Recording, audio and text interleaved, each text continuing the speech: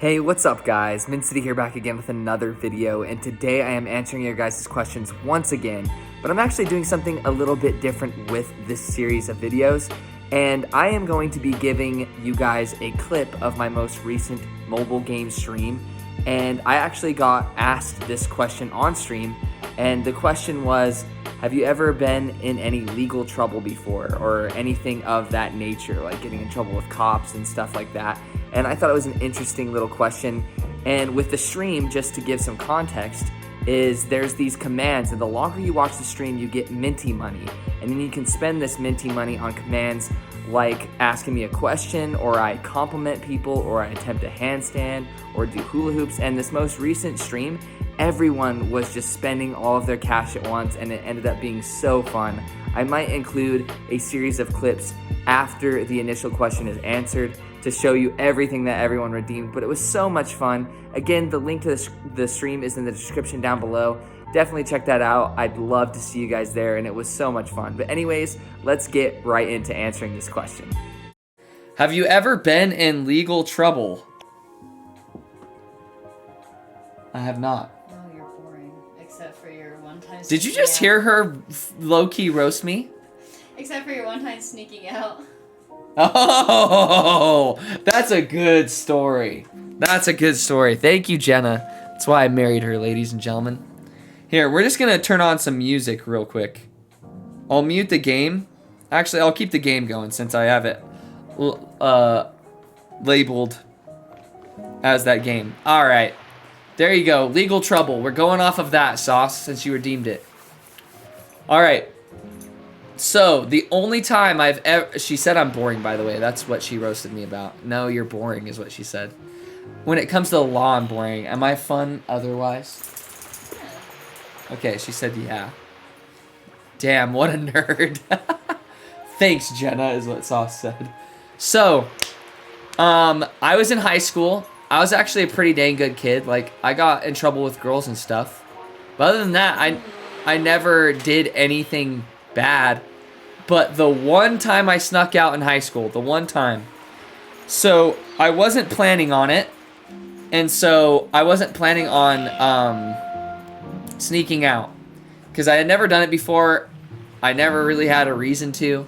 But there was these two chicks that wanted me to sneak out and hang with them at midnight.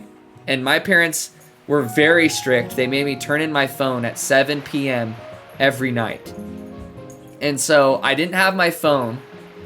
So I texted them before I had to turn in my phone. And, or no, it was like 9 p.m. I don't know. But I texted them and I said, okay, at 12 p.m., pull to the end of my driveway, like at the very end of my driveway, the very entrance, and I'll be out there at 12. So my parents go to bed and everything. And I'm ready to go meet them out. So I stuffed my bed, my blankets, full of pillows to make it look like someone's underneath the blanket. I thought I was so slick doing that. And so it looked like there was still someone sitting there. I run out there. I don't know why, but I just flung on a zip-up hoodie with no shirt on underneath. Like, I literally just ran. I know. I was being pretty ghetto.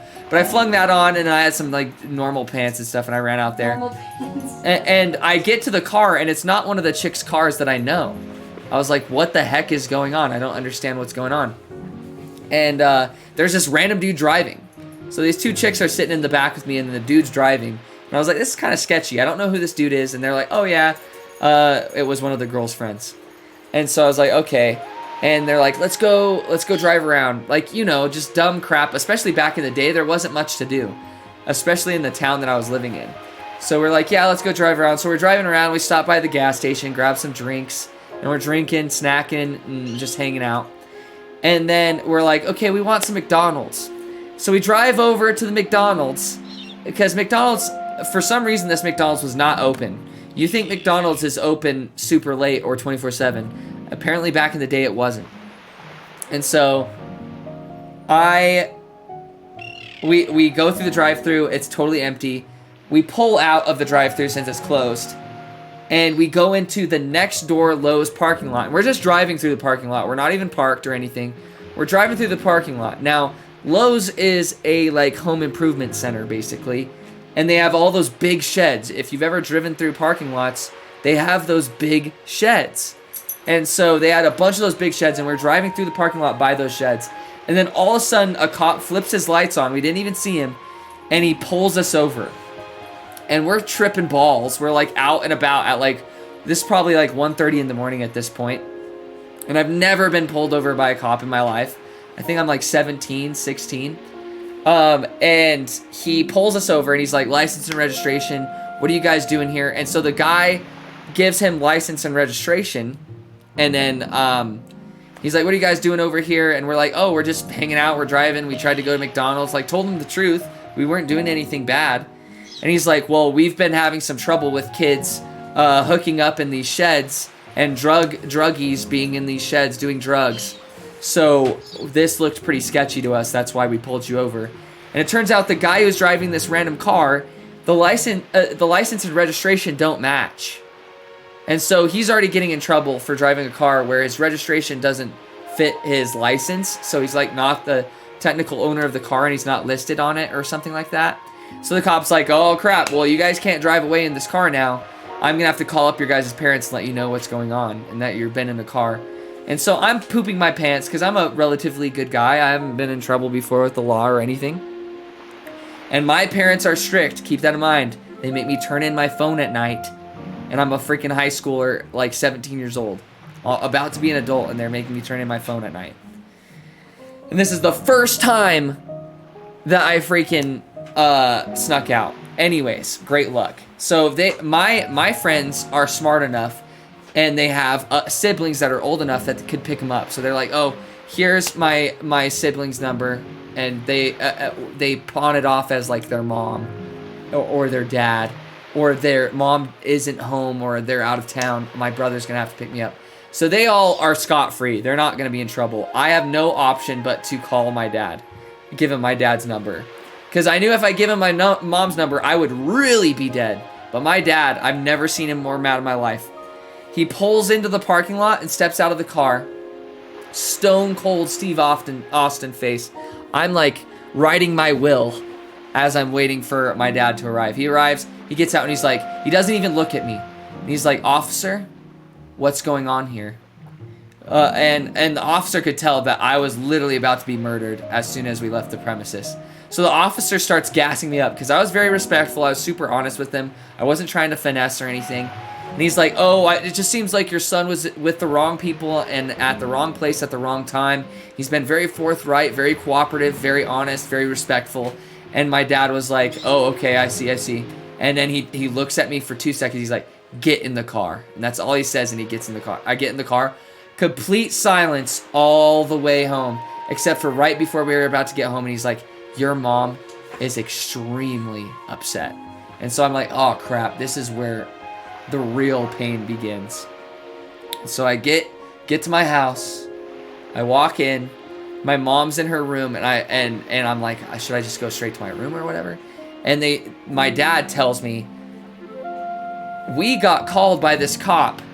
And I felt like an absolute idiot because I told him, no way, officer, that's not my son. He's in bed right now.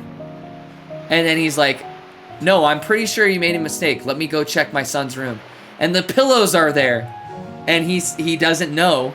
And so he's like, yeah, I see him sleeping in bed right now. He's like, no, this kid gave me your number and says that you're his dad. And so my dad whips open the blankets and there's just pillows there.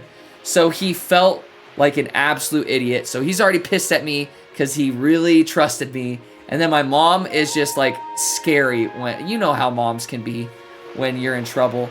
So after that, I got grounded from my phone for 3 entire months. The only time I got my phone was for sports trips so that my parents could know where I'm at. So whenever I had basketball games or traveling games, I was grounded for 3 months from my phone and I could not do anything but sports, school, and church activities. That's it. 3 months. The first time I sneak out, I get busted, pulled over by a cop. Pillow's gone wrong. Oh yeah. So I don't know if that was entertaining at all. But that's my only run-in with the law. I've never had any other run-in with the law. But I have never been more afraid for my life than that moment, honestly. Because I was a pretty good kid, but my parents treated me like I wasn't. Like, they did not trust me with a lot. They were very strict. Stuff like that.